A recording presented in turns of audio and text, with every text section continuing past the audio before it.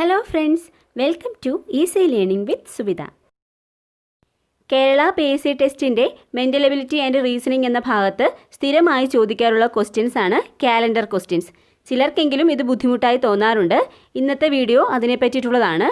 അതിനായി Kerala PSC repeat ചെയ്തിട്ടുള്ള 5 calendar ക്വസ്റ്റ്യൻസും അവയ്ക്കുള്ള ഈസി ആയിട്ടുള്ള എക്സ്പ്ലനേഷൻസുമാണ് ഈ വീഡിയോയിൽ ഉൾക്കൊള്ളിച്ചിരിക്കുന്നത്. അപ്പോൾ ആദ്യത്തെ ക്വസ്റ്റ്യൻ, 1985 ഡിസംബർ 25 ഞായറാഴ്ച എങ്കിൽ 1989 ജനുവരി 1 ഏത് ദിവസമായിരിക്കും എന്നതാണ് ക്വസ്റ്റ്യൻ. ഓപ്ഷൻസ് കൊടുത്തിട്ടുണ്ട്. എ തിങ്കൾ, ബി വെള്ളി, സി ബുധൻ, ഡി വ്യാഴം. അപ്പോൾ ആദ്യം തന്നെ ഇതിനെക്കുറിച്ചൊരു കാര്യം അറിഞ്ഞിരിക്കണം. ലീപ്പ് ഇയർ എങ്ങനെയാണ് കണ്ടെത്തുക എന്നുള്ളത് അറിഞ്ഞിരിക്കണം. അതായത് തന്നിരിക്കുന്ന ഇയറിനെ നമ്മൾ 4 കൊണ്ട് ഡിവൈഡ് ചെയ്യുമ്പോൾ ശിഷ്ടം വരുന്നുണ്ട് എങ്കിൽ അത് ലീപ്പ് ഇയർ അല്ല, ശിഷ്ടം വരുന്നില്ല എങ്കിൽ അത് ലീപ്പ് ഇയർ ആയിരിക്കും. അപ്പോൾ ആദ്യം അത് മനസ്സിലാക്കുക. പിന്നീട് തന്നിരിക്കുന്ന ഇയർ അതുപോലെ തന്നെ എടുത്തെഴുതുക. 1985 ഡിസംബർ 25 ഞായർ എന്നാണല്ലോ തന്നിരിക്കുന്നത്, ഞായർ. അപ്പോൾ 7 ദിവസം കൂടി വരുന്നതും അതേ ഡേറ്റ് തന്നെയായിരിക്കും. അപ്പോൾ 1986 നെക്സ്റ്റ് ഇയർ ഡിസംബർ കഴിഞ്ഞു. ഇനി 1986 ആണ് വരുന്നത്. അപ്പോൾ 1986 ജനുവരിയാണ്. ജനുവരി വരുമ്പോൾ 1986 ജനുവരി 1 എന്നുള്ളത് ഏത് ദിവസമായിട്ട് വരും? ആ ഞായർ തന്നെയായിട്ട് വരും. കാരണം 7 ദിവസം കൂടുമ്പോൾ അതേ ഡേറ്റ് ആണ്, ഞായർ വരും. ഇനി 1987 ജനുവരി 1 എന്നുള്ളത് നോക്കുക. 1986 4 കൊണ്ട് ഡിവൈഡ് ചെയ്യുമ്പോൾ നമുക്ക് ശിഷ്ടം കിട്ടുന്നുണ്ട്. അപ്പോൾ അത് ലീപ്പ് ഇയർ അല്ല. അപ്പോൾ നമ്മൾ ഞായറിൽ നിന്നും ഒരു ദിവസം കൂട്ടിയാണ് എഴുതുക. ഒരേ ഒരു ദിവസം മാത്രം കൂട്ടി, അത് തിങ്കളാഴ്ചയായിരിക്കും. പിന്നീട് നോക്കുക. ഇനി അടുത്ത ഇയർ 1988 ജനുവരി 1 എന്നുള്ളത് 1987 കൂടെ 4 ഡിവൈഡ് ചെയ്യുമ്പോൾ നമുക്ക് ശിഷ്ടം വരുന്നുണ്ട്. അപ്പോൾ അത് ലീപ്പ് ഇയർ അല്ല. അപ്പോൾ 1988 ജനുവരി 1 എന്നുള്ളത് തിങ്കളിൽ നിന്നും ഒരു ദിവസം കൂടെ കൂട്ടി ചൊവ്വയായിരിക്കും. ഇനി നമുക്ക് കിട്ടേണ്ടത് 1989 ജനുവരി 1.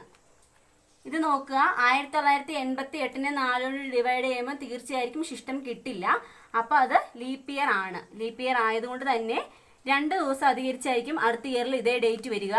അപ്പോൾ തിങ്കൾ, ചൊവ്വ, ബുധനാഴ്ച ആയിരിക്കും. ചൊവ്വ, ബുധൻ, വ്യാഴാഴ്ച ആയിരിക്കും ഈ ഡേറ്റ് വരിക. അപ്പോൾ ആൻസർ ഡി 1989 ജനുവരി 1 എന്നുള്ളത് വ്യാഴാഴ്ച ആയിരിക്കും. അപ്പോൾ രണ്ടാമത്തെ ക്വസ്റ്റ്യൻ, ഒരു വർഷം അധ്യാപക ദിനം വെള്ളിയാഴ്ച ആയിരുന്നു, എന്നാൽ ആ വർഷം ഗാന്ധി ജയന്തി ഏതാഴ്ച ആയിരിക്കും? ഓപ്ഷൻസ് ഉണ്ട്. ഓപ്ഷൻസ് എ തിങ്കൾ, ബി ബുധൻ, സി വ്യാഴം, ഡി വെള്ളി. അപ്പോൾ ആദ്യം തന്നെ നമുക്ക് 2 ഡേറ്റുകൾ അറിയണം. ആദ്യത്തേത് അധ്യാപക ദിനം സെപ്റ്റംബർ 5, ഗാന്ധി ജയന്തി ഒക്ടോബർ 2. അപ്പോൾ തന്നിരിക്കുന്ന ഡേറ്റ് അധ്യാപക ദിനമാണ്. അധ്യാപക ദിനം സെപ്റ്റംബർ 5 അധ്യാപക ദിനം ഏത് ദിവസമായിരുന്നു? ഫ്രൈഡേ. നമുക്ക് തന്നിരിക്കുന്ന ഡേറ്റ് ഫ്രൈഡേ ആണ്.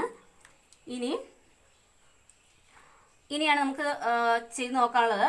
7 ദിവസം കൂടുമ്പോൾ ആ ഡേറ്റ് തന്നെയായിരിക്കും. അപ്പോൾ സെപ്റ്റംബർ 5 കഴിഞ്ഞ് സെപ്റ്റംബർ 12 ഫ്രൈഡേ തന്നെയായിരിക്കും. ഇനി അടുത്തത് സെപ്റ്റംബർ 19 ഫ്രൈഡേ തന്നെയായിരിക്കും. ഇനി അടുത്തത് സെപ്റ്റംബർ 26 ഫ്രൈഡേ തന്നെയായിരിക്കും. സെപ്റ്റംബറിൽ ടോട്ടൽ 30 ഡേയ്സ് ആണുള്ളത്.